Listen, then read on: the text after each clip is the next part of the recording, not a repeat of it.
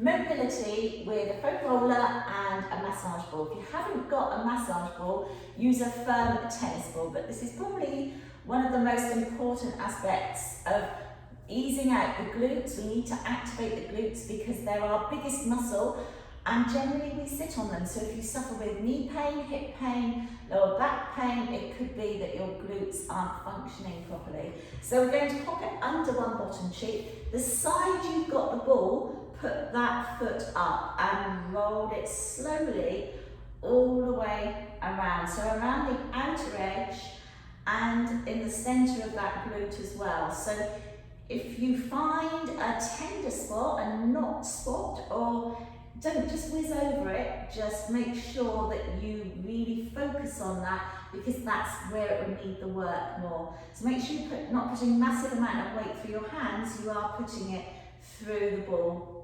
And then swap sides. So at home, try and do about 30 seconds to start off with each side, and then you can build it up from there. So ease it around. And back the other way. So focus on the tender spot. And if you do that every day, ideally twice a day, it will really help you. So moving on to the foam roller, the make of this one is trigger point. I'd be very wary of buying cheaper alternatives because they are quite painful. So this make, the pressure of it replicates the pressure of the hand on the skin, and the grid pattern replicates the hand as well. So it's a really good one to try. So we're going to start with the shoulders, so make sure you pop it under your shoulder blades. Give yourself a really big hug, raise up your hips and slowly roll up and down the spine. So just at the top, trying to keep the neck and the head relaxed.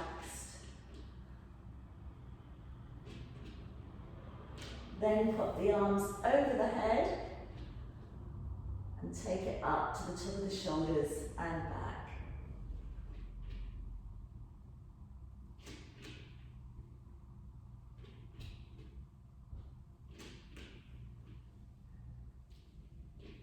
Good.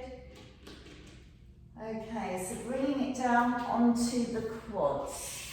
So the front of the leg. If we're going to do squats, this is a good one to do. So I'm going to pop it just above my knee, and then I'm going to come on down onto it, put my other leg out to the side. The leg that's on the roller, that foot is up, and I'm going to come down onto my elbows, and I'm just going to slowly roll to the top of the knee, to the top of the thigh. Top of the knee, and top of the thigh. So you should be rolling about an inch a second, so it's really nice and slow. You can pulse it up in the crease line as well, where your leg meets your pelvis. Often that can become quite tight. Also just above the knee, again that can become quite tight.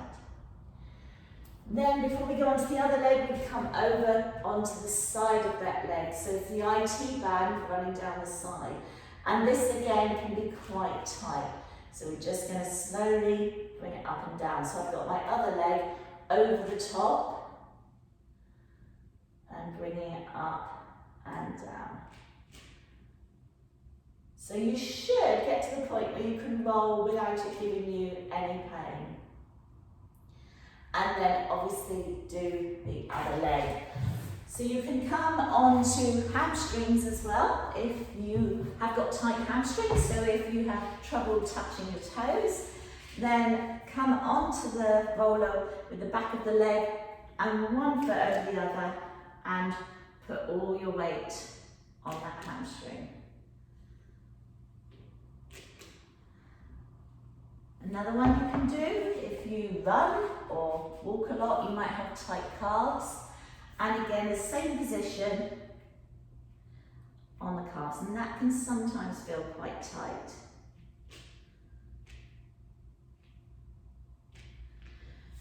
Good. So to start off with, I would start with the ball on the glutes every day, and the front of the leg, the quads, and then the side of the leg and the shoulder runs.